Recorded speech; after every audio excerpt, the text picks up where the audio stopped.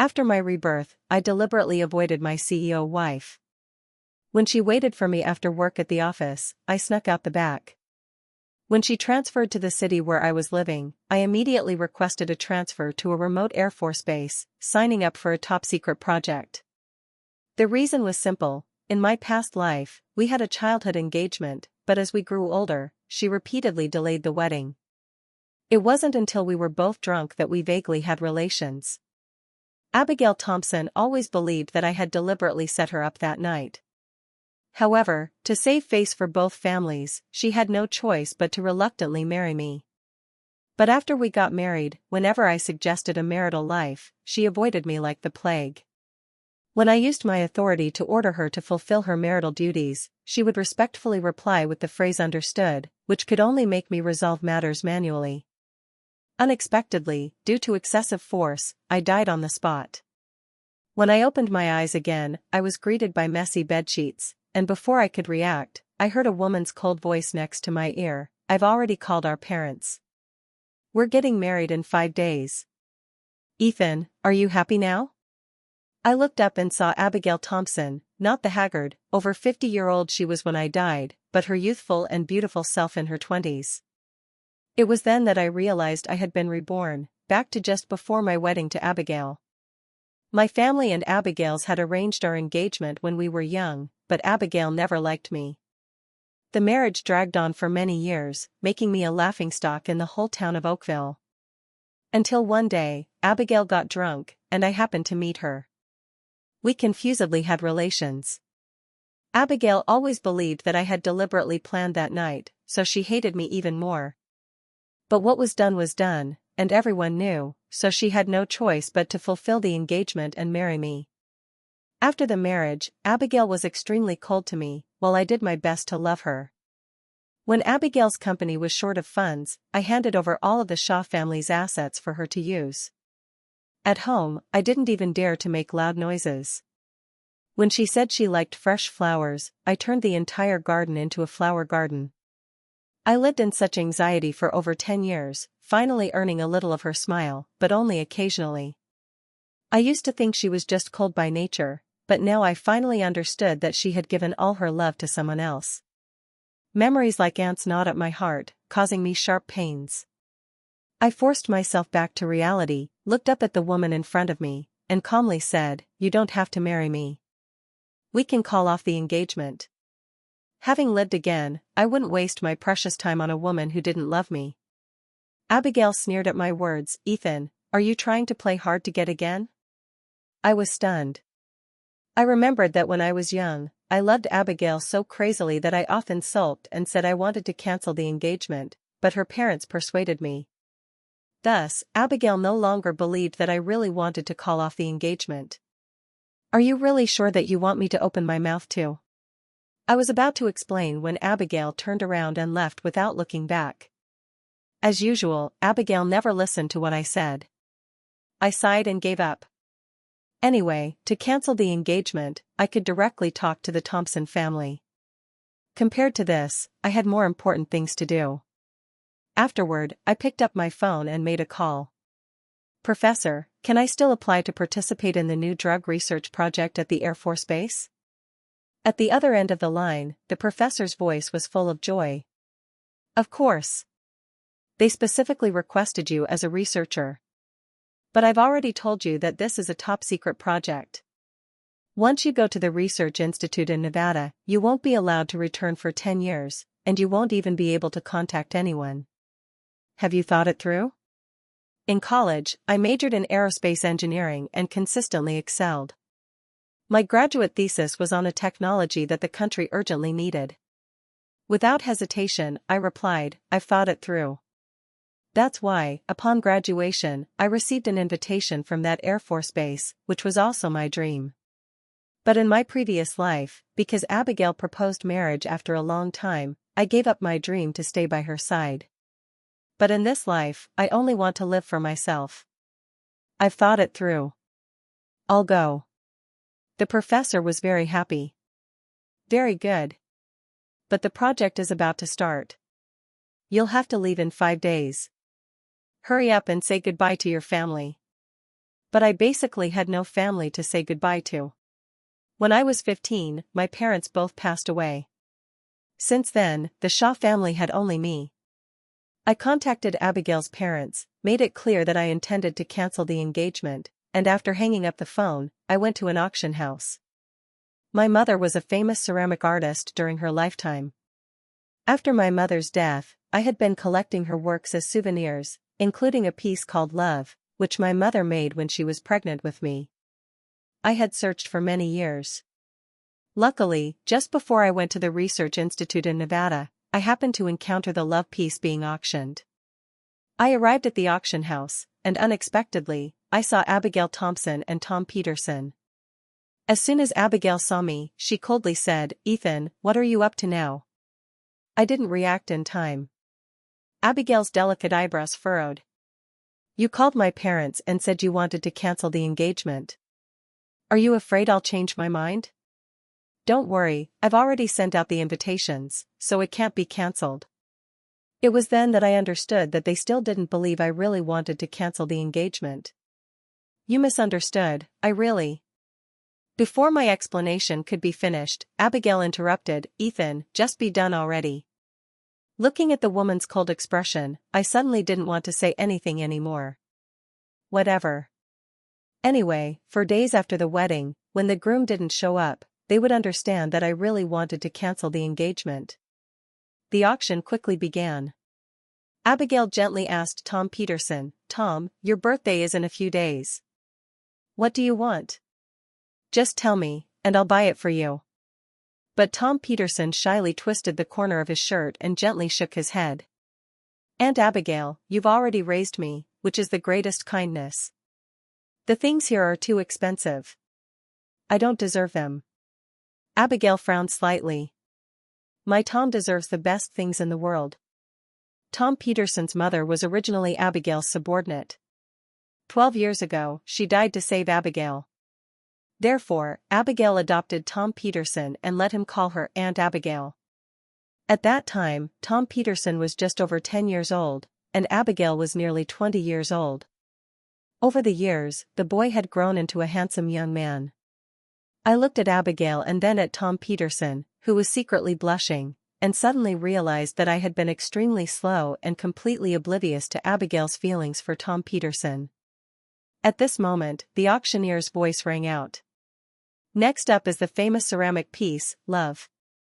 A snow-white ceramic piece was brought onto the stage, depicting a mother elephant embracing her baby elephant. Tom Peterson suddenly looked up. Abigail immediately noticed and asked, "Do you like this?" Tom Peterson blushed. "Yes, it reminds me of my late mother." At the same time, I immediately raised the bidding paddle in my hand.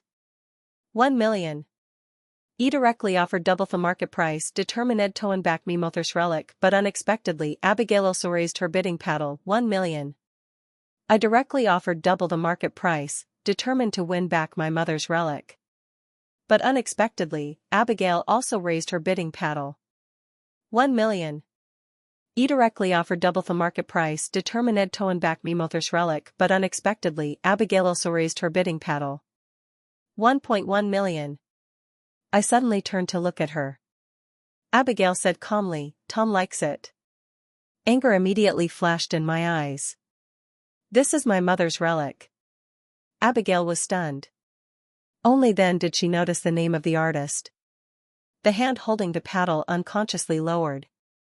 But unexpectedly, Tom Peterson beside her suddenly choked and said, "It's okay, Aunt Abigail. I don't deserve something so good." Abigail looked at the young man's slightly reddened eyes, and her heart ached. She immediately and unhesitatingly turned to call the staff. "Sky lanterns for this ceramic piece. I must get it." Sky lanterns meant that no matter how high the other party bid, Abigail would add another million. This was a determination to win at any cost. My face turned completely pale. "Abigail, I trembled and opened my mouth. "Do you really have to do this? From a young age, I've never asked you for anything, only this once. Please, I beg you, leave my mother's relic to me. My mother mentioned this piece to me many times when she was alive." It's the relic I want to buy back the most. But Abigail refused to yield. Sorry, Tom rarely likes anything. The hand holding the paddle dropped weakly. Although my parents left me a large inheritance, the cash I held certainly couldn't compete with Abigail. My mother's love was finally delivered to Tom Peterson. Thank you, Aunt Abigail. I like it very much. Tom Peterson was overjoyed as he received it, but unexpectedly, he suddenly let go. Crash! The ceramic piece fell to the ground and shattered into many pieces. My most beloved piece of my mother's art was destroyed in the end. I collected the pieces and brought them home, carefully and meticulously trying to piece them back together. But just as I had pieced together a rough shape, the housekeeper came in and said, "Young master, Tom is here. He's kneeling outside the door of the mansion, saying that he wants to come and apologize to you. He also said that if you don't personally come out and say you forgive him, he won't get up." I didn't bother to look up. I won't see him. A moment later, it suddenly started to rain heavily. Abigail Thompson, with a cold expression, walked into the Shaw mansion. "Ethan, don't you think you're being too much?" This woman, who was always noble and cold, now had eyes filled with anger. "Tom has been kneeling outside for an hour. Is it that hard for you to just go out and say you forgive him?"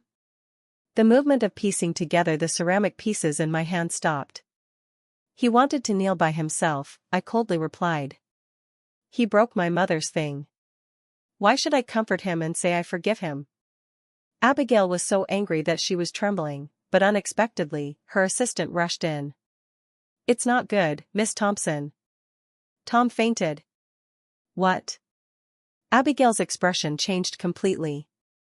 She looked up and saw that I was still calmly sitting and piecing together the fragments. She angrily swung her hand and knocked the ceramic piece I had just pieced together to the ground. "Ethan, you're so cold-blooded." After saying this, she turned and ran out without looking back, supporting Tom Peterson in the heavy rain. I looked at the ceramic piece that had fallen to the ground again, this time completely shattered. My eyes turned red. "I've been cold-blooded for so many years," I muttered. "I've always been chasing after her, hoping she would look at me a little more. But what did I get in return? A tragic death in my previous life and cold indifference in this life. Who is the cold-blooded one in the end?" I squatted down and picked up the unrecoverable pieces on the ground. "Abigail Thompson, I don't love you anymore. Not even a little." Finally resolved to end the relationship, I immediately packed up all the things Abigail had ever given me and sent them back to the Thompson family. She gave them to me, but the gifts were bought randomly by her assistant. There was one gift, though, an jade amulet passed down in the Thompson family. I was planning to return it to Abigail in person, which would be my last time seeing her. Unexpectedly, when I arrived outside Tom Peterson's hospital room, I heard his voice. "Aunt Abigail, please don't be so nice to me anymore. I'm afraid I'll get used to that kindness. If you get married later, I won't be able to bear it." Through the transparent glass of the hospital room door, I saw Abigail's face filled with heartache. She instinctively raised her hand, as if unable to control herself, wanting to embrace Tom Peterson, but then she held back, her hand finally only gently resting on his head, her eyes filled with suppressed endurance. "Don't be silly," she said. "Even if I get married, I'll always be nice to you." Tom Peterson's eyes lit up, but unexpectedly, Abigail continued, "I said, you can treat me as your real aunt. I'll take care of you all my life." Tom Peterson's eyes flashed with disappointment as he lowered his head. "Just my aunt," he whispered. "But Aunt Abigail, after you get married, you'll quickly have children of your own. When that time comes, what will I be? You won't love me the same." "That won't happen," Abigail responded without thinking. Tom Peterson was stunned. "Why?" Abigail lowered her head to look at him, her eyes filled with incomprehensible emotions. "I lied to Ethan that there was a problem with my uterus. If I had children, I would have severe postpartum hemorrhage. He agreed not to force me to have children. After we got married, he said he would get his tubes tied. Tom, I'll always be your Aunt Abigail." All my assets in the future will be left to you, so don't worry, okay? Aunt Abigail. Tom Peterson couldn't hold back anymore and lunged into Abigail's arms. And I, standing outside the hospital room, my face was as pale as paper. Abigail had indeed told me that there was a problem with her uterus and that it would be life-threatening to get pregnant. I had never doubted her words. That's why, after we got married in my previous life, I immediately got a vasectomy. I was afraid that Abigail would accidentally get pregnant, so I carefully protected her every step of the way, cherishing and loving her with my whole life. But I never dreamed that it was all just a lie. I couldn't take it anymore. I staggered back a step. At this moment, Abigail's bodyguard walked over.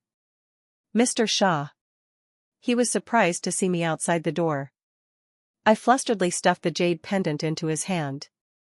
Give this to Abigail for me. Then I turned around and left without looking back. Today was my birthday. Because I was about to leave, someone who never liked liveliness like me rarely held a grand birthday party for my friends. But unexpectedly, Abigail actually brought Tom Peterson to the party. Here. Abigail said coldly, throwing the box in her hand to me. I didn't hesitate to return the ring. Didn't you give this to me? Didn't you see the jade amulet that I sent you the other day with the bodyguard? Since you saw the amulet I returned, you should understand that I have no intention of marrying you. But Abigail frowned, not even bothering to look, and coldly said, I don't lack things. You don't need to give me gifts. I paused for a moment before reacting. Perhaps she only saw the bag and thought it was a gift I had prepared for her, not even bothering to open it and take a closer look. I remembered that in my previous life, when I cleaned up Abigail's belongings, I discovered that the basement warehouse was full of dusty boxes, all of which were gifts I had once given her. I had spent a week carving a necklace for her 25th birthday. When she was 33, I got sick, and I went to the temple and knelt for 3 days and 3 nights, praying for a charm for safety. When she started getting headaches at age 40, I spent a year learning to make soothing incense by hand. So many gifts that took so much effort were casually thrown into the warehouse, not even opened. Conversely, the paper stars, cheap bracelets, or even just a piece of paper that Tom Peterson gave her were carefully stored in her safe. The corners of my lips curled up in a mocking smile. I didn't want to explain anything further, only quietly turning away to greet the guests. Halfway through the party, Tom Peterson suddenly fell into Abigail's arms. Aunt Abigail, I feel dizzy. Abigail's expression immediately changed. Are you sick, or did you eat something bad? I'll take you to the hospital. After speaking, she supported Tom Peterson to his feet and left the party. I frowned. After all, I was the host of the party. If something happened to Tom Peterson, the responsibility would fall on me. Not wanting to cause any more trouble, I decided to follow. I hope this fits your needs. I tried to make it sound like a natural American story with the changes. As I approached Abigail's black Bentley, I overheard Tom's ragged breathing. Aunt Abigail, I'm so hot, it's tight down there. I froze, hand poised to knock on the car window. Even I could sense something was terribly wrong. I heard Abigail's worried voice inside. Tom, did you take that Chinese medicine? I'll get you to a hospital right away. But inside the car, Tom had already thrown his arms around her. Too late, Aunt Abigail. I feel so bad, please. The young man's low, sweet voice seemed to pour directly into the most sensitive nerves of the woman. Abigail, who had been restraining herself, finally had her reason shatter with that confession. Okay, she whispered. The boy immediately pounced like a wild animal, pressing her down.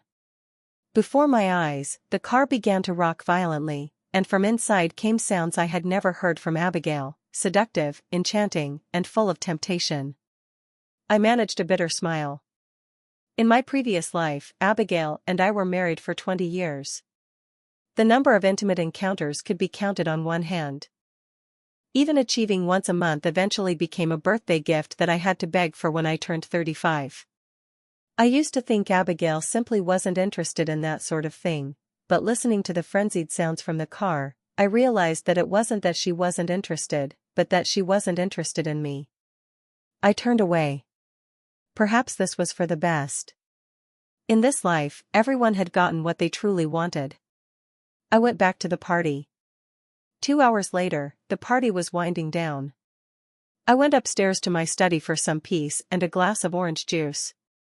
Just as I was about to sit down, I suddenly felt a burning sensation in my lower abdomen.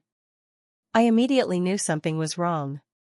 Before I could call for help, an icy voice came from the doorway. "So, you were drugged. Doesn't feel so good, does it?" I whirled around and saw Abigail standing in the doorway, her face contorted. I instantly understood she had put the drug in my orange juice. "Abigail, what do you want to do?" I shouted, anger flooding me. Abigail laughed coldly, taking a step closer. "I should be asking you what you want to do. Why did you drug Tom? Just because he accidentally broke your mother's relic, you decided to poison him? You wanted to humiliate him at the party, ruin his reputation? He's just a child." I was completely stunned. I never did that. I asked him and today he drank only glass of juice that you gave." Abigail coldly continued, "If not you, who then?" The words felt like a splash of ice water. I had never done such a thing, but I knew that no matter what I said now, Abigail wouldn't believe me. In her eyes, I was already unforgivably evil. It was in that moment that I truly understood the meaning of absolute favoritism. "Crazy bitch." I burst out a cold laughter.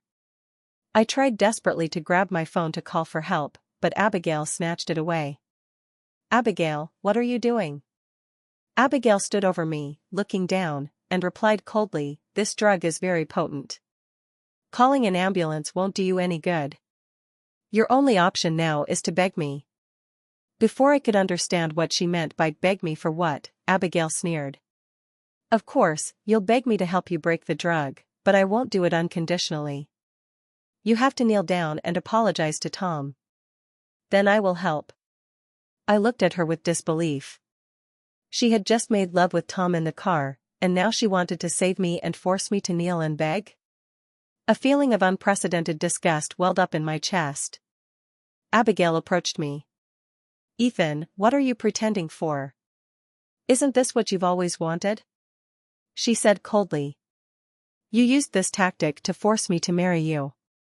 Now I'm just making you apologize for your sins. Is there anything wrong with that?"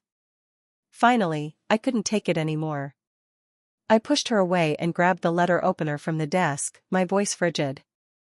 "Want me to kneel and apologize to Tom? Dream on." As soon as I finished speaking, I plunged the letter opener into my thigh. Abigail's face instantly changed. "Ethan, what are you doing?" But I paid no attention to her, only tightening my grip on the letter opener and repeatedly stabbing my thigh. The black pants hid the blood, but the white shirt was stained red in an instant. Abigail stood rooted to the spot. I simply didn't want to touch her. I would rather hurt myself than have anything to do with her, and that thought filled Abigail with unprecedented irritation. "Ethan," she screamed, rushing forward to grab my hand. The letter opener fell to the ground. The sharp pain spread throughout my body, but my mind felt clear and lucid. Just then, applause rang out from downstairs. Obviously, everyone was waiting for the birthday party's main event to appear. I endured the pain, pushed Abigail away, stepped out of the room, and walked down the stairs. When everyone saw me covered in blood, a collective gasp of horror went through the room. But I showed no emotion. I raised my glass and smiled at everyone. "Happy birthday to me. I wish myself a glorious future." After saying those words, I couldn't hold on any longer and fainted on the spot. Amid the cries of alarm, Abigail rushed to catch me. I was unconscious for a day and a night. After being discharged from the hospital and returning home, I was packing my bags, preparing to leave, when Abigail unexpectedly arrived with Tom. "I've already investigated the drugging," Abigail said stiffly. "Someone else accidentally used the wrong medicine. It had nothing to do with you." I didn't react. Beside her, Tom's eyes welled up with tears. Uncle Ethan, it's all my fault for talking nonsense and causing Aunt Abigail to misunderstand you. To apologize, I personally designed a wedding suit for you and her as my birthday present to you. It was then that I looked up and saw the suit in his hand. Memories of my past life flooded back, and I burst out a cold laugh. You designed it without looking at the size? There's no way I would fit in this suit. Before our wedding in my previous life, Tom had also given me a suit designed by him. In my previous life, Abigail had said in a cold tone, "Just eat less, and you will fit in it." Therefore, 2 days before the wedding, I didn't dare to drink a drop of water. In the end, I fainted at the wedding in my past life. This time I will not be so stupid. Hearing me say that, Tom's face instantly turned pale. I'm sorry, he said in panic. Because I always imagined myself as the groom when I designed the suit. As soon as the words came out, Abigail immediately looked up at him, her eyes filled with incredibly complicated emotions. Tom hastily covered his mouth, as if he had realized he had blurted something out. The atmosphere instantly became incredibly awkward, until I broke the silence with a cold laugh. In that case, you can wear this suit. Tom froze and Abigail's face immediately darkened. What nonsense are you talking about? What am I to Tom? I asked, my lips curled in a mocking smile. Are you saying you two have something going on? Abigail said. It looks like indeed I will give it to someone to wear. I'm not interested. I said coldly. Anyway, the person wearing it won't be me. Abigail frowned. What do you mean? My meaning remains the same. I raised my head again, slowly saying each word, I don't want to marry you. I won't be at the wedding tomorrow. Are you playing hard to get again? Abigail was about to snap, but when she saw my cold gaze, the words suddenly caught in her throat. Her eyes fell on my thigh, where the bandages were thick. She involuntarily recalled the night before, when I would rather stab myself than be close to her. An odd sense of discomfort welled up in Abigail's heart. Ethan, the wedding is coming up. Don't make trouble, Abigail said. Surely I was just sulking because she had neglected me the past few days. Once the anger passed, I would be happily anticipating the wedding again, as always. Abigail's gaze rested on the suit placed aside. She had been thinking, as before, you can just eat less, and the suit will fit just fine. She didn't expect to hear, if you like the suit that was ordered, go ahead and wear that one. Tom immediately looked up, but Abigail. Abigail only stroked his head. It's okay. You can design another one next time. Tom's face paled slightly, but he obediently nodded. Abigail left with Tom, but not long after, Tom returned. He stood in front of me and cut straight to the point with a cold demeanor. Ethan, you saw everything yesterday in the car, didn't you? In front of me now, Tom no longer had the shyness of before, only clear hostility. I didn't answer directly, but asked, did you drug me? Tom didn't deny it. Yes. Abigail had always loved me before. I just gave her a chance. It suddenly dawned on me that I had always been unsure whether it was one-sided between Abigail and Tom or whether they truly felt mutual affection. Now I was sure. So, I said, I wish you two happiness. Those words came from the bottom of my heart, but Tom immediately flared up. Ethan, stop with the sarcasm. But I have to admit, you're much better than you used to be. He sneered. In the past, you only knew how to act like a hunting dog, clinging and refusing to let go. Now you know how to pretend to be noble. Pity it doesn't change anything. Did you think that because you'd rather die than get close to Abigail yesterday, she would look at you differently? Don't dream. Today, I'll let you see clearly who Abigail truly cares about. As soon as he finished speaking, he lunged forward and pressed a handkerchief tightly against my mouth and nose. A pungent smell stung my nostrils. I was startled and tried to struggle, but my leg was injured and I was completely powerless. Moreover, the servants thought our business was too personal, so they had left long ago. I struggled in vain and finally lost consciousness. I was awakened by a burning sensation. When I opened my eyes, the first thing I saw was a sea of red flames. Tom was lying right next to me. Reacting immediately, I angrily shouted, "Did you set my house on fire? Are you crazy?" But Tom only laughed coldly. "Didn't you think that maybe Abigail had feelings for you? Well, today I'll show you just how much she really loves me." As soon as he finished speaking, Abigail's anxious voice rang out from outside.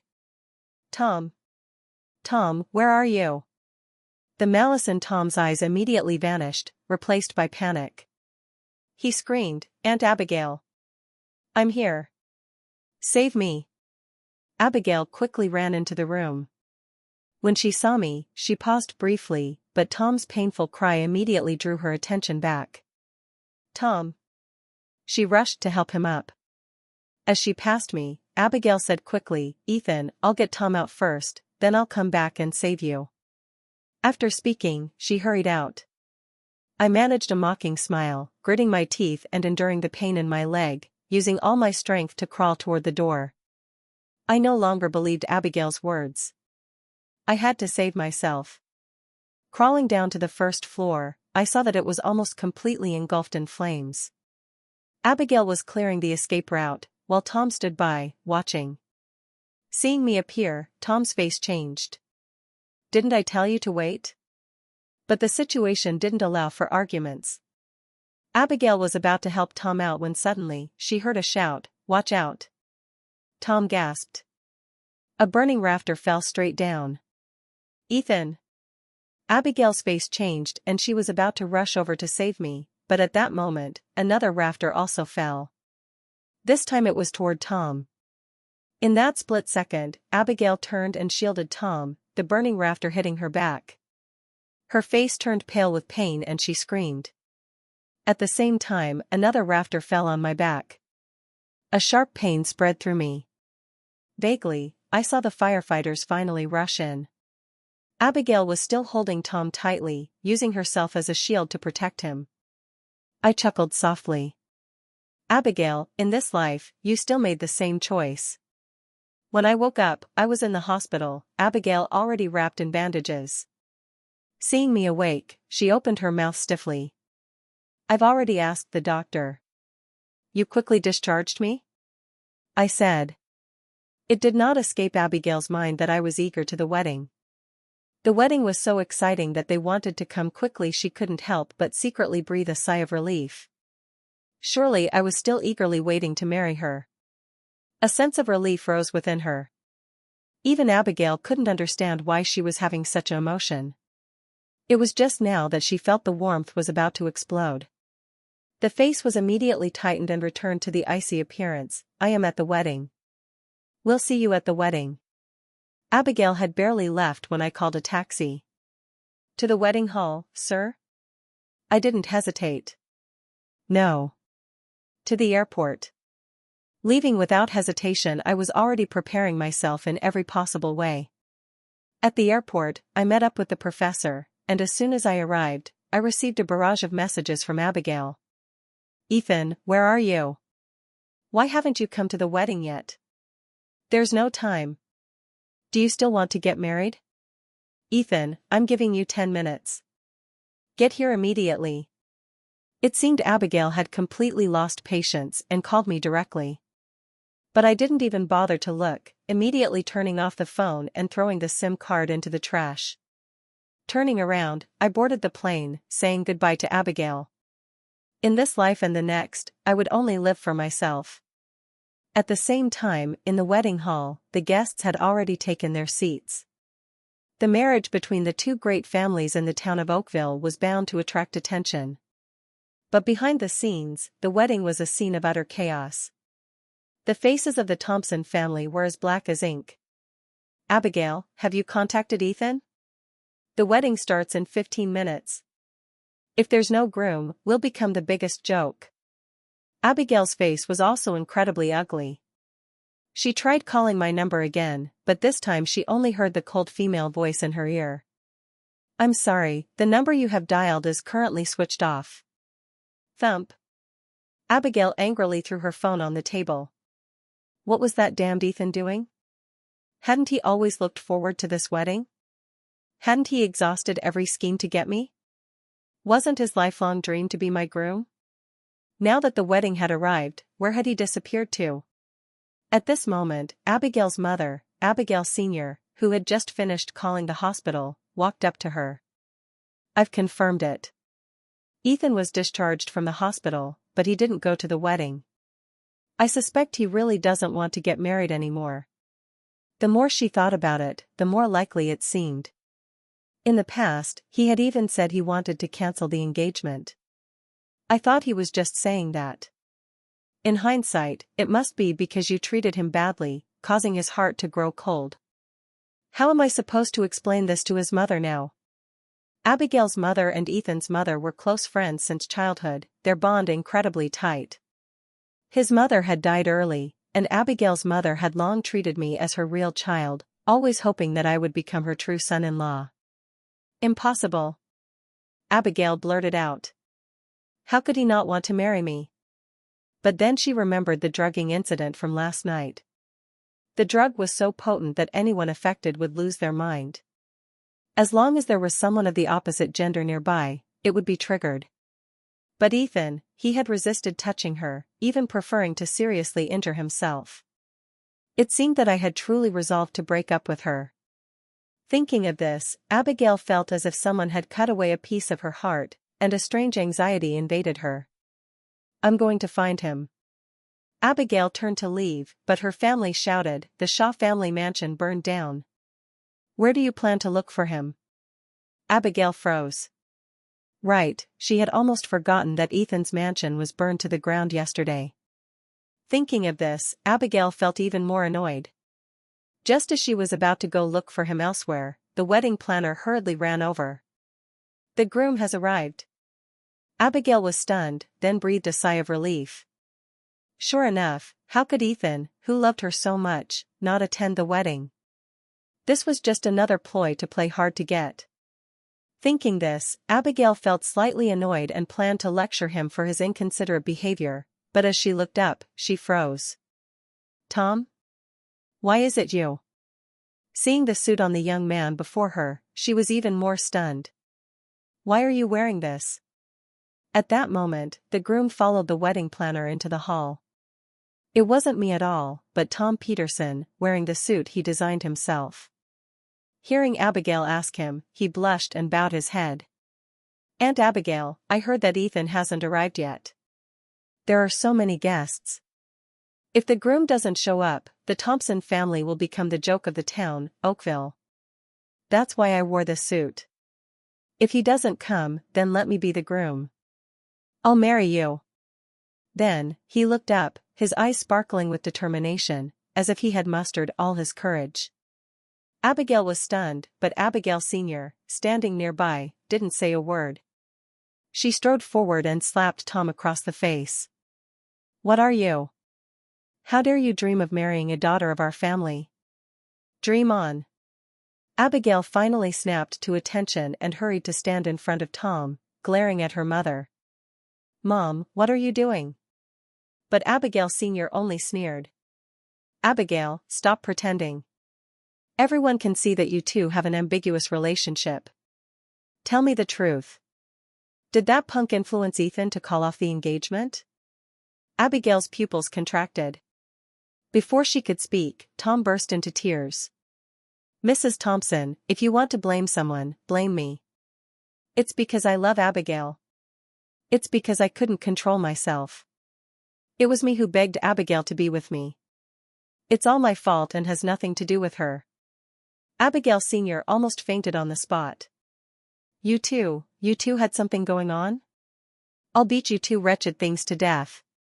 Saying that, she rushed forward, planning to hit Abigail and Tom, but Abigail Sr. growled, enough. Abigail Sr. looked up at Tom and pondered for a long time, then said, the situation has come to this. The only option is to let Tom be the groom. Tom's eyes lit up, but Abigail Sr. shouted, have you gone mad? What nonsense are you saying? Do you have another way? Abigail Sr. said angrily. Today is the wedding. People with reputations from all over Oakville have come. If there's no groom, our Thompson family will become a laughingstock. Even if we change the groom, people will at most gossip a few words, but if there's no groom, everyone will think Abigail is a runaway bride. In this situation, if we don't let Tom be the groom, who else can you find to replace him? Then, he turned to look at Abigail. Abigail, what do you think? Tom looked at her hopefully, but unexpectedly. Abigail said, but Tom is my adopted son in name. This isn't legitimate. Even if we're gossiped about, that's better than becoming a laughingstock for the whole town. Abigail Sr. stood rooted to the spot. At the same time, the wedding ceremony was about to begin. Outside, the MC's voice and the guests' applause rang out. Tom anxiously tugged at Abigail's hand. Aunt Abigail, what are you still hesitating about? Hurry up and agree. At this moment, Tom was truly overjoyed. When he was 10 years old, Abigail had adopted him. At first, he sincerely respected her as an elder, but when he reached puberty, he couldn't help but fall in love with her, not only with her beautiful appearance, but also with the Thompson family's assets and power. He also sensed that Abigail had feelings for him, but because of her status and her engagement with me, she had no choice but to suppress everything. And today, all restraints could be lifted. This was the best opportunity for him to publicly marry Abigail. How could he miss it? Thinking this, Tom looked at her expectantly, waiting for her answer of agreement, but unexpectedly, Abigail unexpectedly looked up. I can't marry Tom. Tom's face turned pale in an instant. Abigail Sr. was also stunned. Why? Weren't you always very fond of Tom? Abigail didn't look at Tom, only said calmly, if Dad replaces the groom with Tom, it might temporarily resolve today's situation, but what about after that? Our family and the Shaw family still have so many contracts. Although the company is managed by the chief executive officer, all decision-making power is still in Ethan's hands. Even if he doesn't come to the wedding today, do you really think he'll be happy if he sees me marrying Tom? What if he's only angry and doesn't come today, and finds out that we changed the groom? What if he gets angry and cancels all cooperation with our family? Not only that, changing the groom at the last minute will make people suspect that the Thompson family isn't keeping their word, losing credibility in the business world. Abigail calmly analyzed the pros and cons. Abigail Sr. was persuaded after hearing it. You're right. But what should we do today? Actually, it's very easy to deal with today, Abigail continued. Yesterday, the Shaw family had a fire. Just say it was a fire accident that left me seriously injured, so we have to postpone the wedding and hold it again in a month. Hearing that, Abigail Sr.'s eyes immediately lit up. That's it, honey. Trust me. Ethan's the one I watched grow up. He won't leave Abigail. At this point, Abigail Sr. was completely convinced. Okay, let's do as you say. The two quickly went outside to announce to the guests. Abigail turned to look at Tom, seeing that his eyes were red. Feeling sorry for him, she softly called out, Tom. Tom suddenly raised his head. Abigail, are you marrying Ethan just for the business cooperation between the two families? Abigail's eyelids twitched slightly. Of course. What other reason would there be? Tom softly said, I thought you really loved him. No way. Abigail blurted out. Tom forced a faint smile. That's good. Abigail's hand twisted involuntarily, a red fingernail digging into her palm. Yes, that's it. I was always an inconvenience and I'm sorry for the things that happened between us. After canceling the wedding, Abigail immediately went to find me. She searched all of the Shaw family's apartments and couldn't find me. Finally, she went to the university where I worked. Unlike most wealthy young masters, I didn't study business, and I wasn't passionate about supercars or designer watches. I devoted myself to the aerospace industry. After graduating from college, I continued my studies. I entrusted all of the family's assets to professional managers. After graduating, I stayed and became a researcher. At the time, Abigail looked down on my job was low-paying and not helpful for the Shaw family. She has planned when she married me she was going to make sure that I quit. When she went to my professor at the university. Abigail went straight to the point. Professor Chen, have you seen Ethan? Professor Chen was startled. Ethan's gone. Didn't you know? Gone? Gone where? He's participating in an aerospace research project. He left this morning. Abigail was stunned. Did he avoid the wedding by working? She was annoyed. Sure enough, Ethan's temper was getting bigger and bigger. She immediately asked, when will he be back? Professor Chen knew that Abigail was my fiancée, so he was surprised by the question. Didn't he tell you? This project is top secret, and it doesn't have a set deadline. The estimated time is at least 10 years, or maybe never. 10 years? Abigail's face turned pale instantly. At the same time, a special helicopter from the Northwest Air Force Base landed. I stepped off the plane. A senior colleague greeted me. Welcome. I'm Li Wanchong. From now on, I'll be guiding you. She led me to the dormitory, introducing the cafeteria and living conditions. Then, she said, I heard you're the young master of the Shaw family. You're a true pampered young master. Life here is simple. Can you handle it? I smiled. It's okay. I like the simple life. This place is meant for research. Hearing that, my senior colleague smiled and extended her hand. Welcome to the new drug project. I also extended my hand. The dream that was broken in my previous life could finally continue in this life. On the other side, Abigail didn't know how she made it back to the Thompson family mansion. She staggered and dazedly pushed the door open. Abigail Sr. hurried out. How was it? Did you find Ethan? At this moment, Abigail came back to her senses and stiffly replied, he's at the aerospace research base. Research base? Abigail Sr. was stunned. How long will he be there? Abigail's hand tightened unconsciously. At least 10 years, or maybe never. Each word seemed to take all her strength to utter. Never? Abigail Sr.'s face also turned pale. Suddenly, she remembered something and murmured, no wonder, no wonder. Abigail suddenly came to her senses. No wonder what? Before, I heard he signed a long-term contract with the company's directors and entrusted a portion of the assets to them. I thought it was to prepare for the wedding, but I didn't know that he has been planned to leave. But that's because if I don't sign that deal, the Thompson family will take everything. The more I sign, the better it is for everyone, and that's why I trust you to follow what I do. Abigail suddenly raised her head, her voice filled with anger. Then why didn't you say it sooner? Abigail Sr. also flared up. I was planning to ask you. Why would Ethan suddenly decide to leave? He used to like you so much, but now he's resolutely calling off the engagement and going to such a faraway place. What did you do to him? Abigail's first reaction was to retort, but the first word just reached her mouth and she couldn't say it. Because of Tom, he got mad at me. Because he'd taken his mother's relic, but Tom accidentally broke it and he dumped the blame all on Tom, which made me go crazy. I was so crazy that I tried to do so much to get back at I. Now here she was asking myself, why was he so cold after all of these years? But why should he give you an excuse? That is the end of what is the beginning. Saying, I abruptly turned around, walked through the door. Abigail's face looked like a ghost. Abigail walked out. What do you think he said? Abigail didn't care anymore. That's it.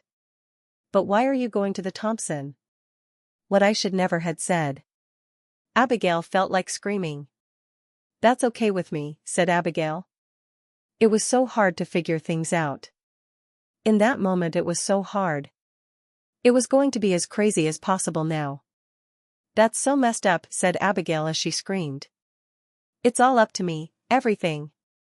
As they would give us our last word, everything now would have to be in the best order as possible.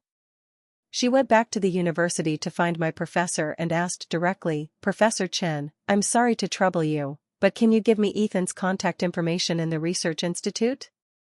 I want to bring him back. Professor Chen was stunned by her request.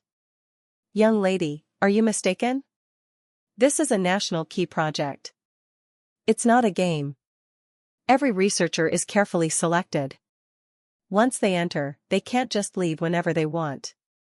Abigail, who was normally very calm, now felt incredibly frustrated. Her voice became impatient. Professor, you don't understand the specific situation. He doesn't really want to go to the research institute. We just had an argument a few days ago, and he was too angry, so he signed up to participate. He's just acting impulsively to provoke me. He'll regret it in a few days. By that time, it'll affect the project's progress. Wouldn't it be better to let me bring him back now? Professor Chen was even more stunned. Are you sure? Ethan said he wanted to participate in this project since last week. Abigail stood blankly in place. She walked out of the research area, her whole body still in a daze. Her ears still rang with the professor's words. He called us last week. His attitude was very firm. We even confirmed it multiple times. He wasn't leaving on a whim. Abigail stopped abruptly. Last week was also when he proposed canceling the engagement. At that time, I thought he was just saying it for effect. I didn't expect him to be so serious. On the one hand, he cancelled the engagement, and on the other hand, he contacted the research institute to leave. But why? At that time, the auction hadn't happened, the drugging hadn't happened, and there wasn't any fire. Why was he so determined? Abigail couldn't understand at all. She staggered back home, but unexpectedly saw Abigail Sr. sitting in the living room, her face radiant. Abigail, you're back. I have good news to tell you. There's a solution to the wedding. Abigail stopped, then immediately rejoiced. Did you find Ethan? But unexpectedly, Abigail Sr. shook her head. Of course, that's impossible. I already asked. That type of national-level project doesn't allow contact with the outside world. No one can find him. The joy at the corners of her eyes immediately vanished. Abigail Sr. continued to bubble with excitement. Even if we can't find Ethan, it doesn't matter. I found his cousin, who is also a member of the Shaw family. I'll have him marry you in place of Ethan. That way, it will still be a marriage with the Shaw family. I already asked him, and he agreed. We won't be laughed at anymore. No. Abigail's face changed completely. She shouted, You can't let someone else marry me in his place. I don't agree. The person engaged to me is clearly Ethan.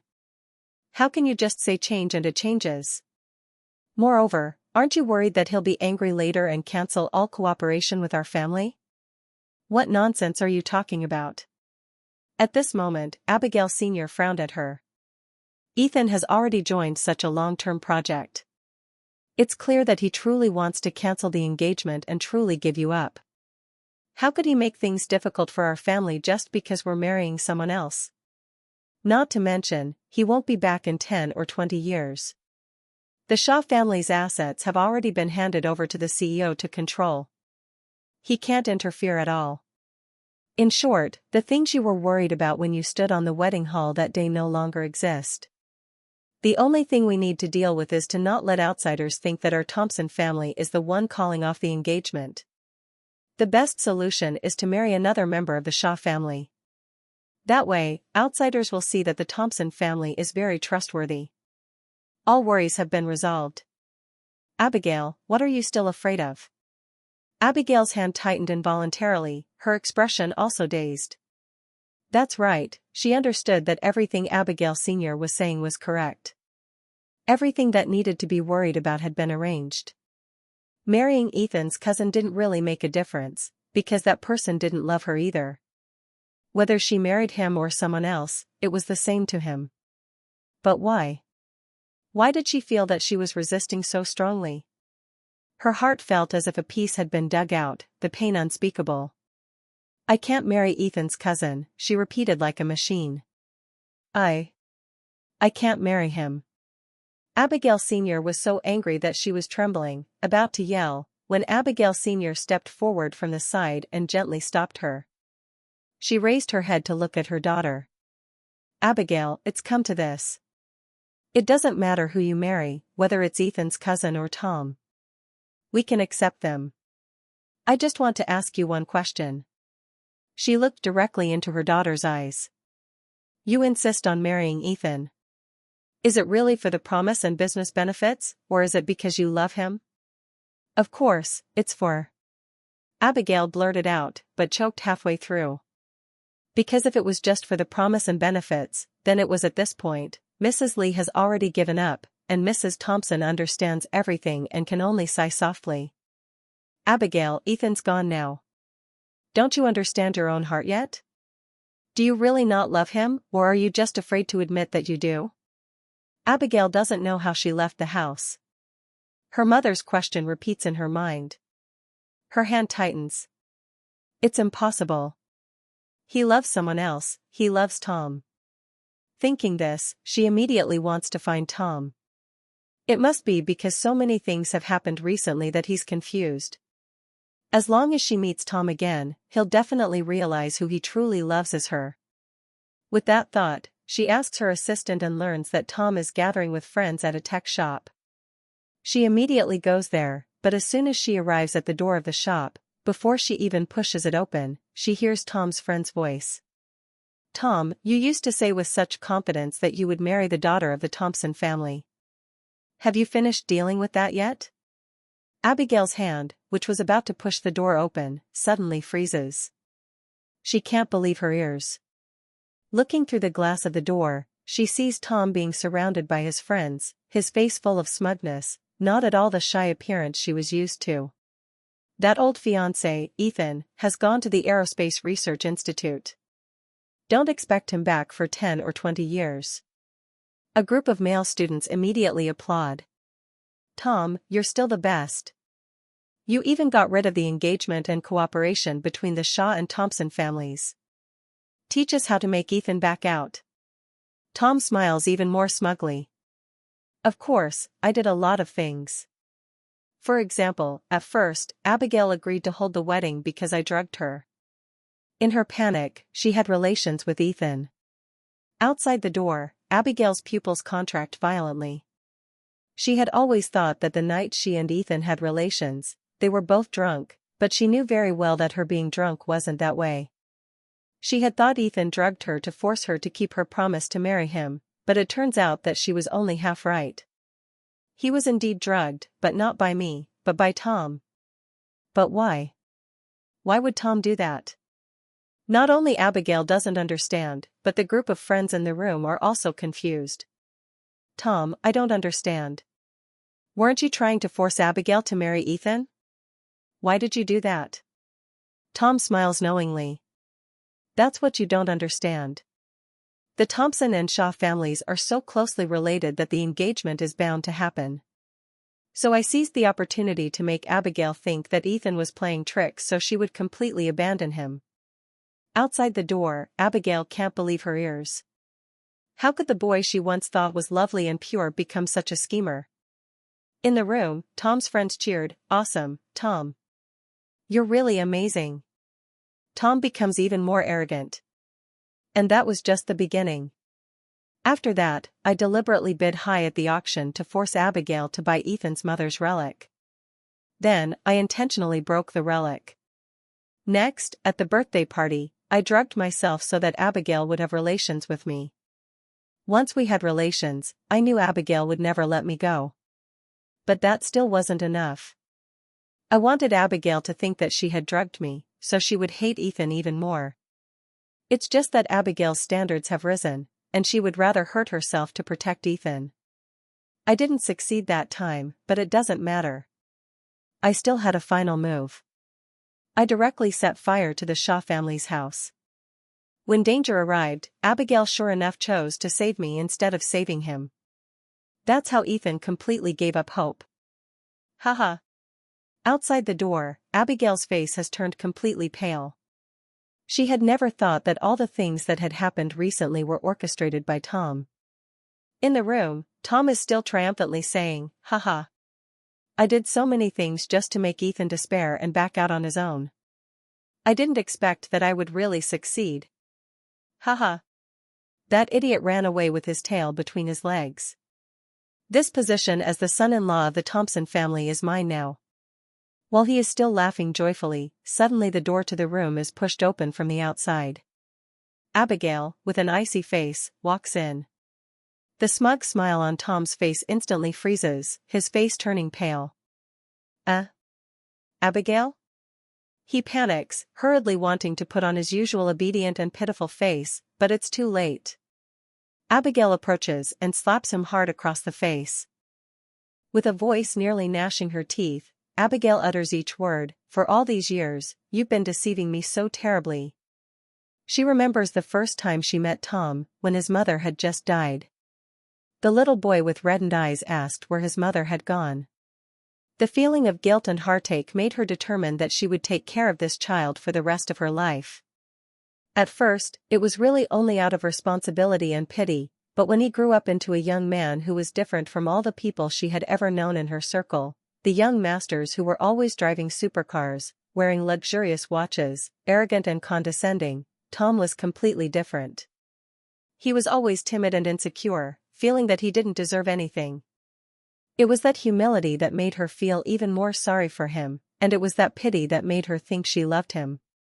But now, having seen Tom's true face, she suddenly realizes that what she feels is only anger at being deceived. There is no heartache or disappointment. So if she really loved him, why wouldn't she feel any heartache? On the other hand, when she thinks of Ethan, her heart feels like it's being squeezed, and she can't breathe. She remembers his pale eyes when he looked at his mother's relic being broken by Tom, remembers when he was drugged but still resisted and stabbed his own leg to maintain his sanity, remembers when he looked at her in the fire with a horrifyingly calm expression. Abigail can only feel that she can't breathe. All of her anger ultimately focuses on Tom. At this moment, she really wants to strangle him to death. Tom senses her murderous intent and is truly frightened this time. He tremblingly says, "Aunt Abigail, please, for my mother's sake." Abigail's eyes suddenly constrict, and the murderous intent in the depths of her eyes finally dissipates a little, but her voice has turned completely cold. "I've already repaid the debt to your mother in all these years. From now on, you and I have no relationship." Saying that, she turns to leave, ignoring Tom's cries calling her name behind her. Abigail hurriedly returns home. As soon as she enters, she sees the living room filled with things. She frowns. "What is all this?" Abigail Sr. says calmly, "Ethan sent some things to our house before. I only sorted them out today. Also, when cleaning the basement, I found a lot of things that you left down there. Why don't you take a look and see what they are?" Abigail looks at the pile of things in front of her and suddenly freezes. There are two piles of gifts in front of her. One pile is the things Ethan used to give her. She glances over them, all the gifts Ethan asked his assistant to buy for her. Because most of them were bought randomly, even I can't remember exactly what they were. Abigail's eyes darken slightly. So he had planned to return everything before leaving. She turns her eyes to the other pile. These are the gifts I used to give her. She only remembers that I liked to give her gifts. Birthdays, anniversaries, holidays, there were always presents. At first, she would reluctantly open them, but later she felt it was troublesome and simply left the whole pile in the basement. Now, her mother has cleaned them all out. Abigail blankly opens each dust-covered gift.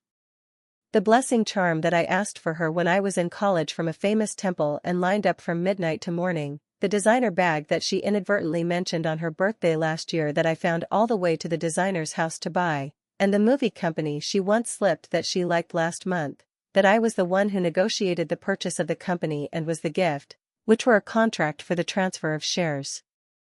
Each in contract was a sincere heart filled with affection, but what she couldn't have imagined was that she had never even opened to see the truth. Abigail's heart felt like it was being torn into pieces.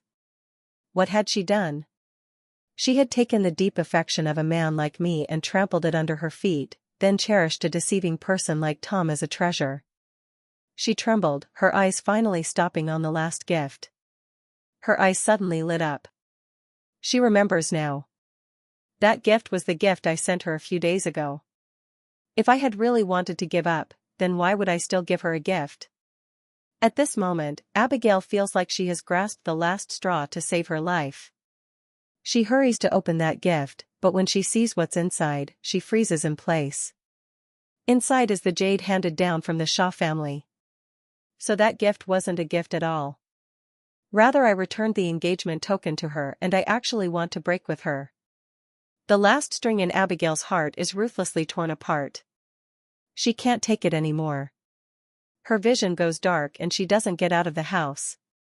Abigail collapses in a high fever. The doctor says it may be due to emotional excitement causing her to develop a severe illness. She remains unconscious for 3 days and 3 nights, constantly whispering names, sometimes calling Tom, sometimes calling Ethan. Abigail Sr. is so worried that she can't eat or sleep. 3 days later, Abigail finally wakes up. Abigail Sr. immediately rushes over. Abigail, you've finally woken up. You've been unconscious for 3 days. I was scared to death. As she says this, she suddenly realizes that her daughter's eyes in front of her are not like usual. She's frightened, her voice also trembling. Abigail, don't scare me. Are you okay? Abigail finally comes back to her senses, her expression gradually returning to normal, but her eyes still carry a complex look. She says softly, Mom. I just had a dream. In the dream, Ethan and I got married, but I let him down. Hearing this, Abigail Sr.'s eyes immediately turn red. Why did you have to be like this? She choked and said, before, Ethan liked you so much, but you didn't know how to cherish him. Now it's too late. He's gone, and you're dreaming about him day and night, but no matter how you dream, he can't come back anymore. Abigail frowned slightly. She clearly understands that the dream wasn't a dream out of pure longing. The dream was too strange, so vivid that it was as if everything had actually happened. In the dream, she and I were childhood sweethearts, with an engagement since we were little, but in that dream, I didn't go to the aerospace base. I married her smoothly instead, but in the dream, I didn't see through Tom's nature, nor did I understand my feelings for her. So for 20 years of marriage, I treated her extremely coldly, not giving her gifts, not dating her, and even the thing between wife and husband was like doing duty. Although in the dream, she didn't do anything beyond the limit with Tom, but still poured all her love and care into him. The marriage between me and her was only in form, dragging on for over 20 years until I was 55 years old. That year, my pharmaceutical company had a serious accident, and the cruel thing was that the accident was related to Tom. At that time, he had married a well-off girl. In the dream, Abigail envied that girl to the point of madness, but still tried her best to give her family many opportunities for cooperation, just to make Tom have a more affluent life. Unexpectedly, that girl was too irresponsible, and even a simple drug production order had serious errors, causing infection and causing many people to die. Abigail in the dream had to stand up and deal with the aftermath, exhausted to the point of exhaustion, but at that moment, Tom called her in the middle of the night, saying that he felt unwell, his wife was away on business, and no one was by his side. He asked if she could come and take care of him immediately. In the dream, Abigail was so love-struck that she drove to Tom's place in the middle of the night, braving a snowstorm. As a result, because the road was slippery and she was driving too hard, she had a traffic accident and died at the age of 55. The strange thing was that even though she had died, Abigail's consciousness in the dream had not completely disappeared. She could still witness everything that happened after her death. She watched me with her own eyes finally open the safe full of photo albums, all of which were pictures of Tom, from his high school graduation to his college years, his birthday every year, and every place the two had gone, all carefully stored. In the dream, I flipped through the album, and at that moment, I truly understood Abigail's feelings for Tom. Not only that, before her death, she also left a will, leaving all of her assets to Tom, which Abigail wasn't surprised about after waking up from the dream, because she herself had also thought that if she could marry me, she would immediately write a will to leave all of her assets to Tom, because she felt that she couldn't give him happiness and status in this lifetime, so she had to at least give him money. That was also the reason why she had forced me to get my tubes tied, absolutely not having children. In the dream, she had really done that. For over 20 years of marriage, she didn't have a single child, and all of her assets were left to Tom, while I had nothing. The only thing I got was the pile of debt she left behind. As the legal husband, I shouldered all that debt. Although I had enough assets to pay off the debt, the victim's family didn't know that. They thought I wasn't able to pay compensation, so they were angry and stabbed me to death in a moment of recklessness. The extreme pain and panic made Abigail suddenly wake up from the dream. When she opened her eyes, she couldn't tell whether she was the Abigail in this world or the Abigail who had died in that dream. Her emotions were extremely tangled. When she first woke up, the first thing that made her happy was that I was still alive. I had gone to a place that she could never find, thinking of that she felt her heart ache so badly that she couldn't breathe. Because in the dream, no matter what, I had truly belonged to her for over 20 years, but now she had completely lost me. Thinking of this, the pain seemed to surge to her throat, each breath becoming heavy. Seeing her like this, Abigail Sr. was frightened to the point of panic. "Abigail, what's wrong with you? Do you feel unwell anywhere? Do you need me to call a doctor?" At this moment, Abigail raised her head, her eyes red, her voice hoarse, uttering each word, "Mom. I think I really love Ethan." The moment those words were spoken, Abigail only felt the stone weighing on her heart finally being lifted. She had finally dared to admit and also dared to face the true feelings in her heart. Hearing this, Abigail Sr. was stunned, then couldn't help but burst into tears. I knew it all along. No one knows you better than me. I saw that you had feelings for him a long time ago, but I just couldn't understand why you didn't want to admit those feelings. I knew you must like him, so I resolutely supported this marriage. Did you think that this mother was forcing her daughter to marry someone she didn't love just for the promise to a deceased friend? But you silly girl, you liked him, so why didn't you say it sooner? Why didn't you treat him a little better? Why did you have to hurt him to the point of despair, until he completely gave up and left, for you to realize that you loved him? Abigail stiffened. That's right, she always thought she was smart, thinking that she could see through all the opponent's schemes and plans in the business world, but why couldn't she see through her own heart? Maybe it was just a little rebelliousness from youth. She and I had known each other since we were little. We could say we were childhood sweethearts. When she was young, I treated her very well. When playing roles, she always insisted on playing the roles of mom and dad with her, but when did it finally change? It was during her senior year of high school. When my mother died, she suddenly proposed to promise her to me, and the two families formally became in-laws, and I refused. Then, I began to resent and didn't want to get married. It all began with high school. At the same time, Abigail was arguing fiercely with her parents about her choice of major. Her parents wanted her to study finance and management to take over the family business, but her true dream was to study fashion design. In the end, she still had to give in and choose a major that she didn't like, but the resistance in her heart was always simmering. When her parents made the decision about her marriage, that resistance exploded. Since even my studies weren't my decision, and marriage was also arranged by my parents, I started to deliberately treat you badly as a form of rebellion, as if treating you worse was a way to resist my parents more effectively.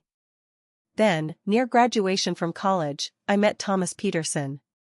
Thomas was completely different from you. You were intelligent, he was pure. You were outgoing, he was shy. You were a wealthy young master, he was just an orphan. It was that contrast that made Abigail pay more attention to him, as if being nicer to Thomas was proof that you weren't the type of person she loved, and as if she fully had to take the blame to marry you.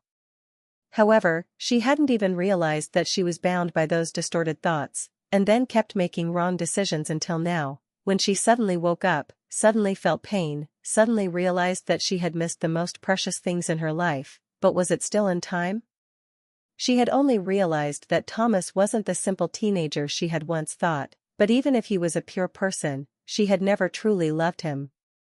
She only had 30% pity for him, and the remaining 70% was because of rebellion. The person she truly loved from beginning to end was you. Now she had taken over almost the entire family business and become the real leader. If she really didn't want to marry you, she could have completely disobeyed her parents, but she always used the excuse of keeping her promise to bind herself to this marriage. Clearly, she loved you. It's just that now, having seen through everything, it was all too late.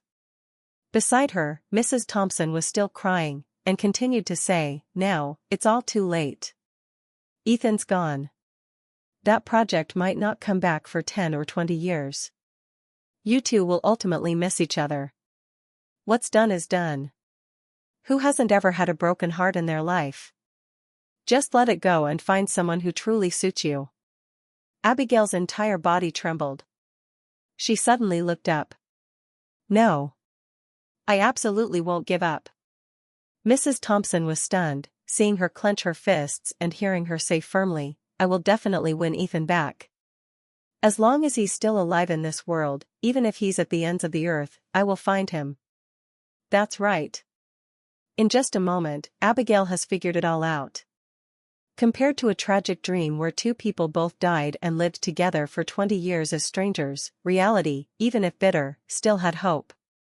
Even though I had left, as long as I was still alive in this world, she was sure that she would find me again.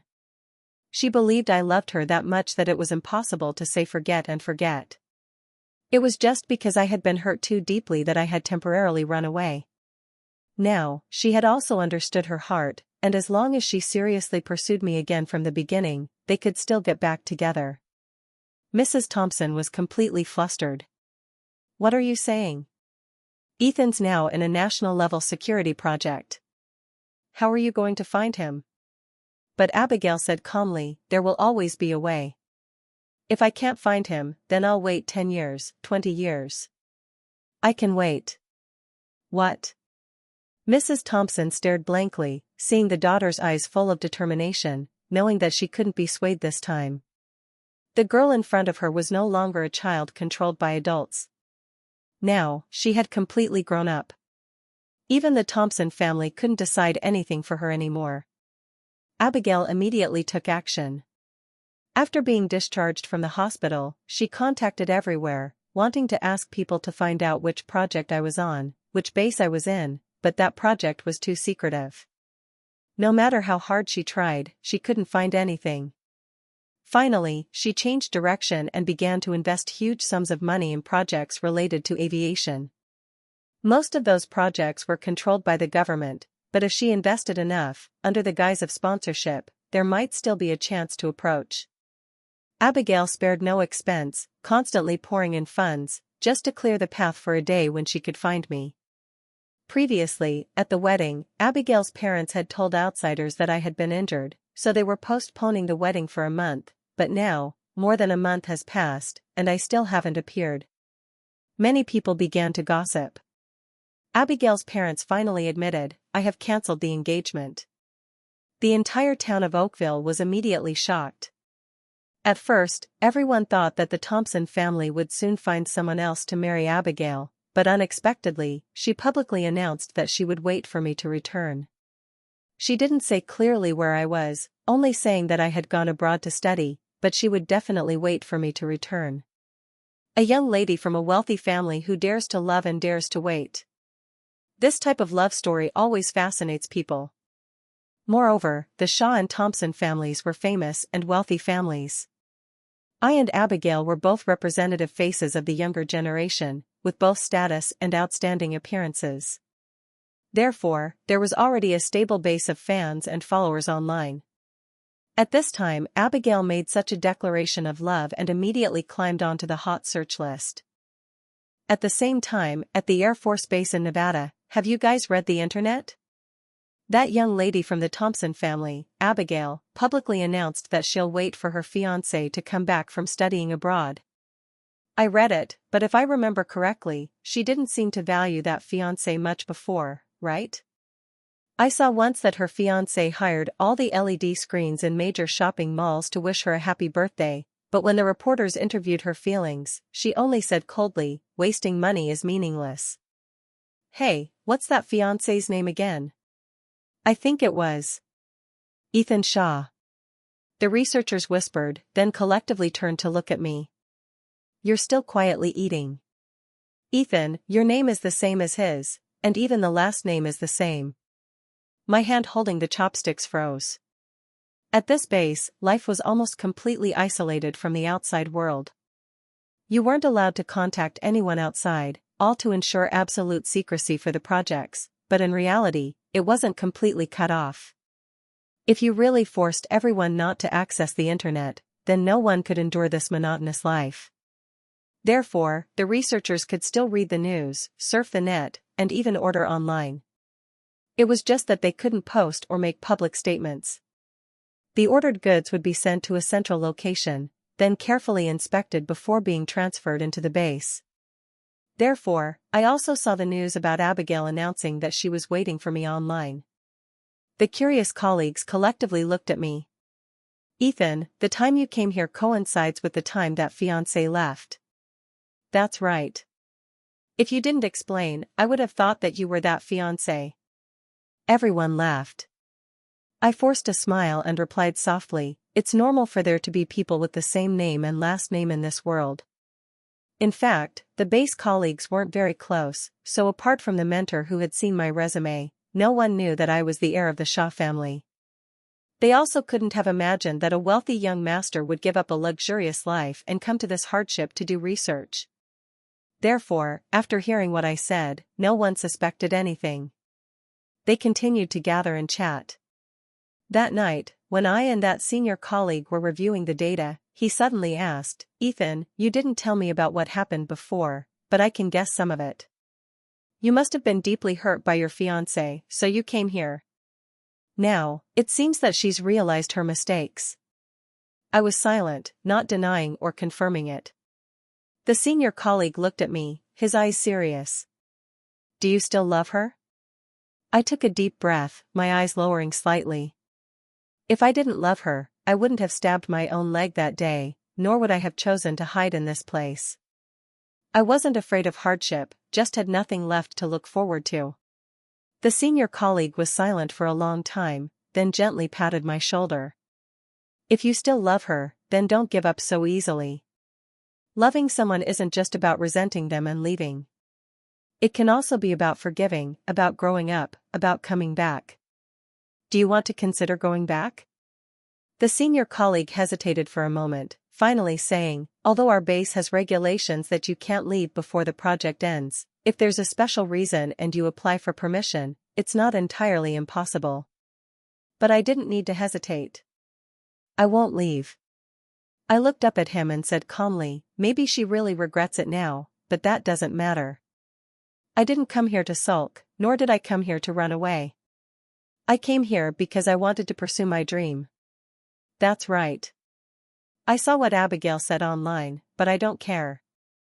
Even if Abigail has realized that she loves me now, so what? Even if her words are sincere, it's already too late. Love that comes late is not as good as weeds. The injuries she caused me in this life, the mistakes in the previous life, can't be erased. I don't want to give up my dream for a woman like that. I came here to live for myself, not for anyone else. This life, I only want to live for myself. The senior colleague was silent for a while before gently nodding. It was my oversimplification. Sorry. So the days at the base continued. I focused on research, seeing every step of the project's progress, and felt happier than anyone. Research life passed quickly, and in the blink of an eye, 3 years had passed. That day, as I was leaving the lab, I unexpectedly met a high-ranking leader. Ethan, there's a thank you banquet for the sponsors tonight. They're an excellent entrepreneur who has sponsored us a lot. Would you go with us? I frowned. I was just a researcher. Outside reception shouldn't be handled by me. But the leader waved his hand and said with a smile, come on, don't be so polite.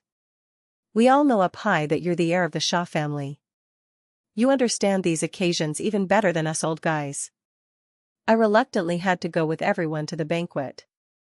Unexpectedly, as soon as I entered, I saw Abigail wearing a formal dress standing in the middle of the hall. I stopped dead in my tracks. She quickly saw me, her face full of joy. Ethan. It was then that I understood what was happening. My eyebrows furrowed slightly. I said to the leader in a low voice, I think I should go back to the lab. I turned to leave, but as soon as I reached the corridor, Abigail hurriedly chased after me, reaching out and grabbing me. Ethan, why are you avoiding me when you see me? I pushed her hand away and replied calmly, I'm not avoiding you. Abigail became even more agitated. You're lying. You turned around as soon as you saw me. If you don't have me in your heart anymore, then why don't you dare to face me? I sighed and looked straight into her eyes. Now you see, I'm not running away. I just don't want to waste any more time on you. It's that simple. I'm not lying. I've wasted too much of my life, both in my youth and in this life, on Abigail.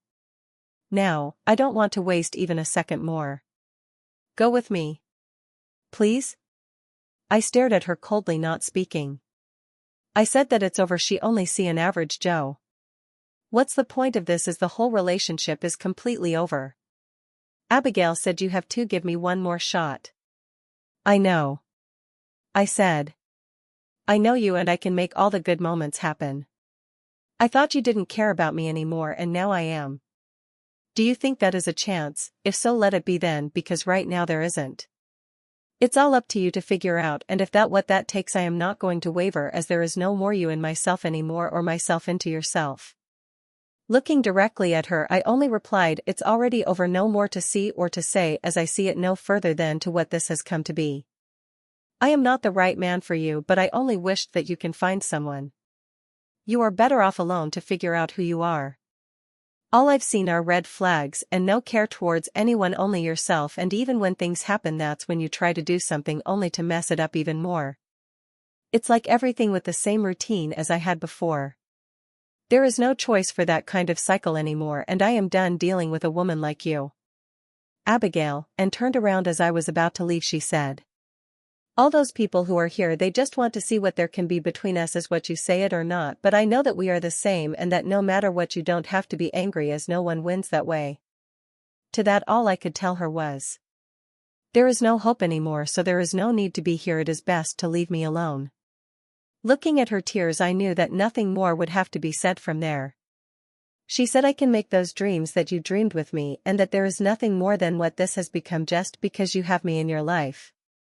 I have never cared for anyone the way I was with Tom, and there you were just to not notice everything about myself and never do anything at all, just to be miserable and do everything to put it all in the trash. Just all out waste me and never make the effort. Said Abigail as she continued. How easy it is for you, and there you go again like you always do. To that I could only give the final answer. I will find you. I have done everything to make you feel important, and you did nothing to show what this relationship has ever meant. You can just not. It doesn't make me feel anything if that is what you are looking for. I didn't care I had a heart, and you'd made me believe you felt the same. But that was wrong. I hate what you did to me and just want this all to be over. Everything from there just ended. The only problem in life that you have is yourself. You are not capable of being a good human, let alone a wife. Turning around, I saw her, as that was the last bit of the relationship gone to what it was to become. Looking back, I still felt nothing, and there it was no feeling. There was nothing more than just a sigh. I had made a decision to leave. I had to remember that I did what I could, and what happened with us just happens. You just have to move on. It did nothing to help as I turned around and just kept walking. Just never to look back, and if it was not there, that was what I wanted. There was nothing more for her anymore from there, and there it was, just gone. A sigh, the sun, just walking. Looking back was for me a long trip with nothing else. That was something I felt. Turning around to just keep walking is what there was just there. No more pain. No more love. There was just nothing more to see or to feel but the wind, and if so, just to go. Not going back to do the same mistakes over and over. There will be a chance somewhere. Just going from there was more than enough. The only question at the time was what to do, just looking forward as always now. Knowing that she was there, the only thing to wish for was never looking back and always looking forward. Time went by very fast, and in the blink of an eye, it was 7 years later. When the spacecraft carrying people back landed safely, the entire research team cheered with joy. We knew that the project had been a complete success. 10 years of hard research had finally come to a perfect end. Everyone was happy that they could finally go home. I don't know how old my child is now. I don't know if my wife will still recognize me. I don't know if my mother's arthritis has gotten better. Everyone was both emotional and eagerly counting down the days to go home. Only my expression was calm, because I no longer had a home to return to. My parents had both passed away, and Abigail was no longer anything to me. Returning would just be to continue living a tranquil life. Mom, Abigail Sr. gripped my hand tightly, her voice choking with emotion. If you hadn't come, I'm afraid Abigail wouldn't have been able to see you one last time. What? I frowned. Following Abigail Sr. to the hospital, I saw Abigail lying on the hospital bed, barely breathing. What happened? I frowned. In my previous life, Abigail clearly lived past 50 years old, and only died in a car accident. Why was her health so bad in this life? Abigail Sr. said with a sob, since you left, she's been tormenting herself like crazy, throwing herself into her work every day, not listening to any advice. How could her body endure that kind of torture? Recently, she was found to have terminal cancer. A person's body was originally the result of genes, diet, lifestyle, and mood. Since I left, Abigail's mood had plummeted to the bottom, and her diet and lifestyle had completely fallen apart, pushing her health to the limit. I looked at Abigail lying on the hospital bed, only seeing her force a smile and look at me. You really came back. Did you know? I originally planned to say that in my previous life, I let you down for 20 years, so in this life, I would wait for you for 20 years, but I didn't expect that I would have to go first before I finished waiting. Ethan, it's come to this. Can you forgive me? Can you give me one more chance? I looked at the woman who had withered before my eyes, hesitated for a long time, and finally softly said, I forgive you. Abigail's eyes suddenly darkened. I forgive her. I've told myself to have some self-respect and to go on with your own life. Do what I did and that cannot get someone back. I am going to tell you things that what I have done is no way to have someone love you as that doesn't work, and you need to give it time and that you can only find it. I saw and remembered the things that I had done with my last family and there were too many mistakes to account for and that I needed to fix that to finally heal.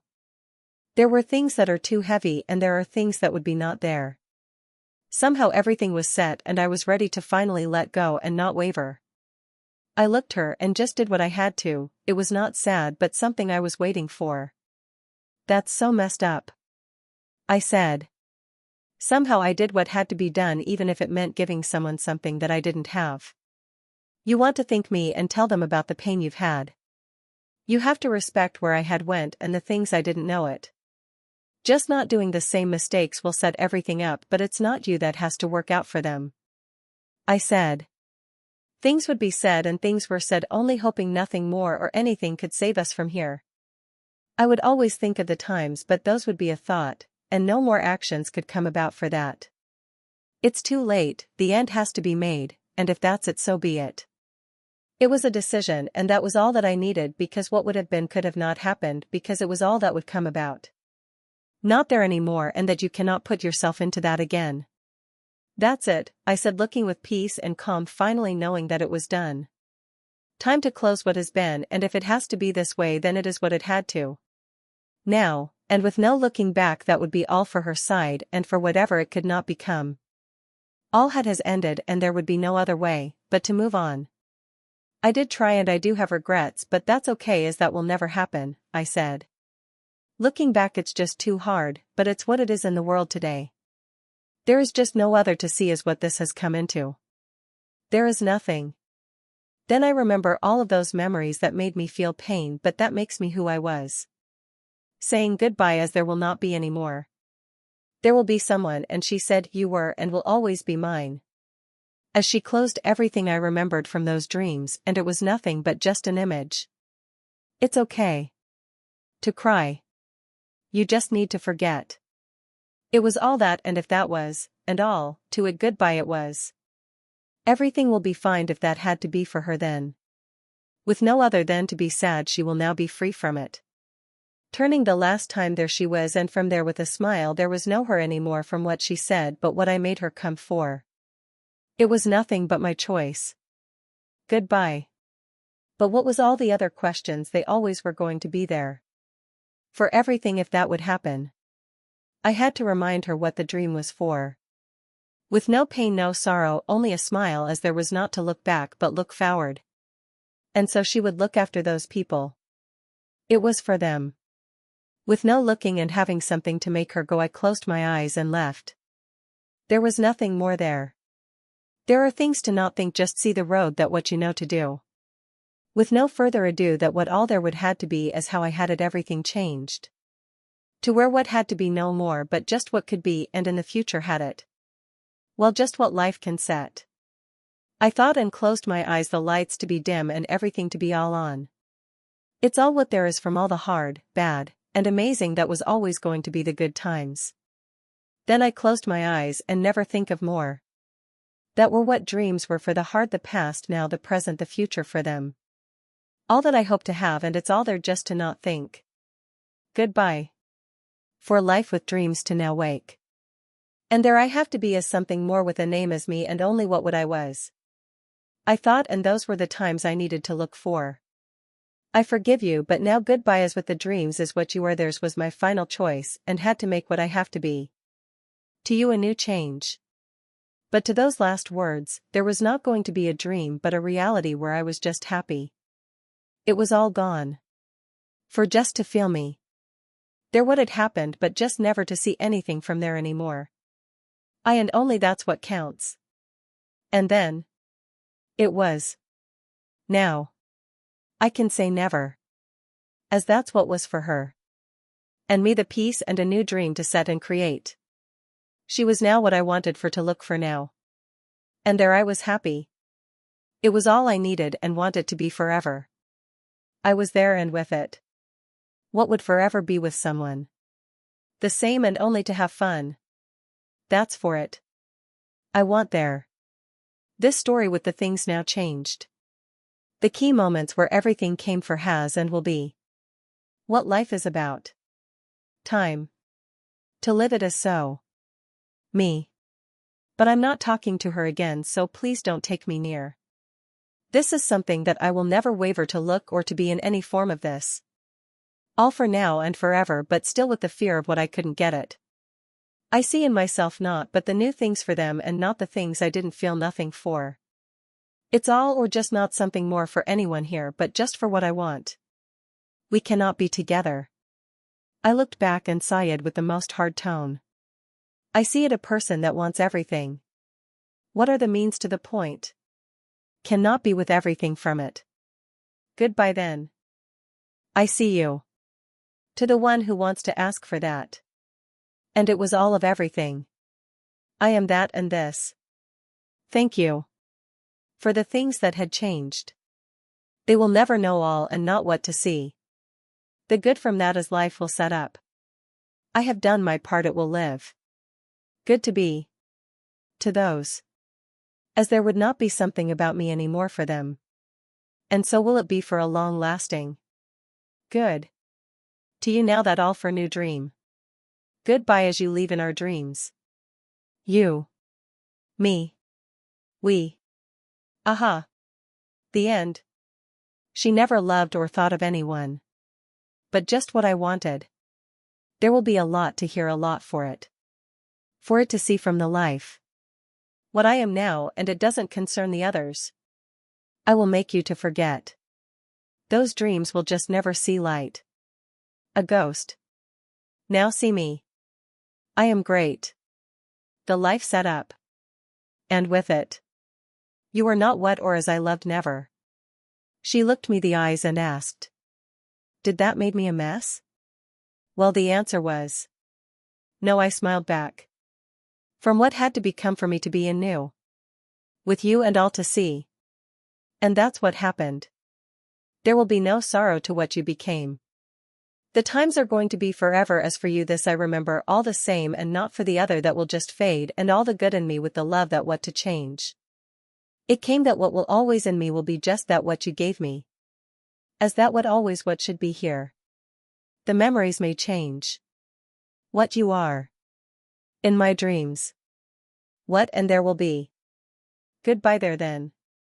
I never want to see you again, said Abigail. I have always said that. And those are the terms what will set the new meaning, I said.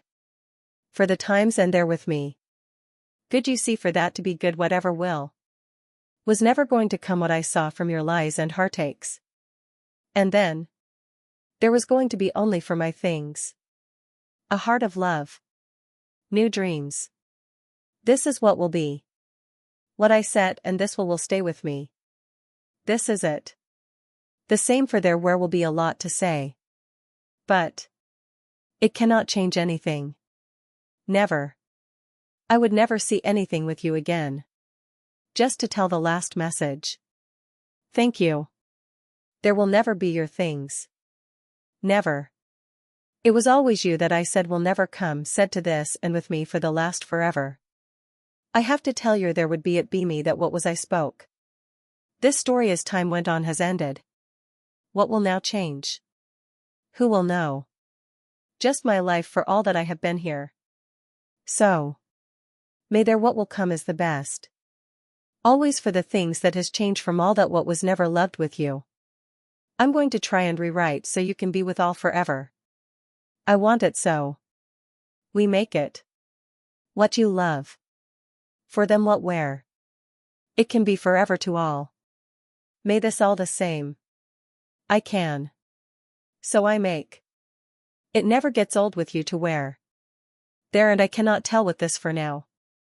What will that will come, it never will to have something to the hate. That's is not. If so may you to have it. What it never said on to the bad of there. It has to be the truth is so. There won't that side of you. To be true. Or what you never told for the life to you. Why to lie if the heart will always see what to look? Why is that? Never to have with me. There is a lot for something to keep. No more to go on with something the is with her or will ever be. If it meant for what I am for to have will and want. I always will. I close to thee all things and for what it was for. All it needed it to see. Well, there will always what for never there to be from the heart. If you get all that. It cannot say or see. You will get. And if it means never then. Think with never to think. You. Or. To set for life. What will this heart to what never had you there? Why would there be this you never said? There would just be and never something for. There I said. To you may the love to hold as you let all what to go what may or can or for to. So. A lot of times I always get myself to be a lot with to what and what not. There what the heart wanted. Well, this what can come with you all. There is to set a code. With and there. All new. Just know to look if there will or not. Or think. How would that could be? There just is this dot what to say or what for what not. Good to see you but there. Always this said. And no one may this said to you or for a long to see you. What all to see? Well, may the stars that it be. And with. A new thing where you will always set to. What will you see with me? It had to be as so. That always you set free. Was that not what all for I always said for love? What if it may never be? You. Then. I'm a gonna to all said think with now the end with me. Why would the all for the me? In a new set free and be. With your new side as for be for it. Why did then?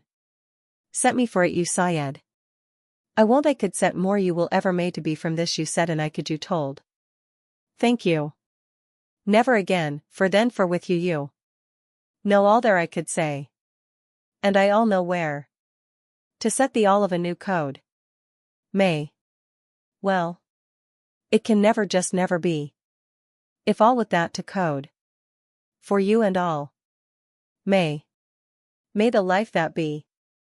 If so, for that I give to you. The. This is for all and to may this. Thank. You. All. Dot.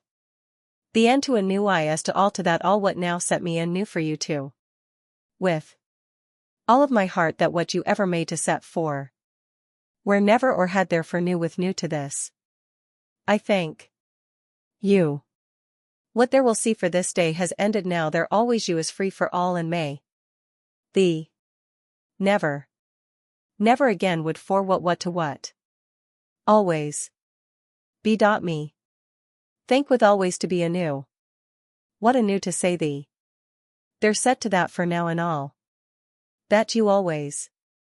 Always to be the all new and to live free what may not that thee was meant for.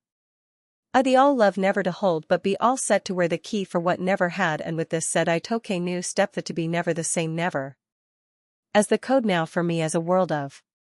That was never this be but no. With you always set to be. What? To said from then was always that may. Never. Come never and what can the. Me. Set.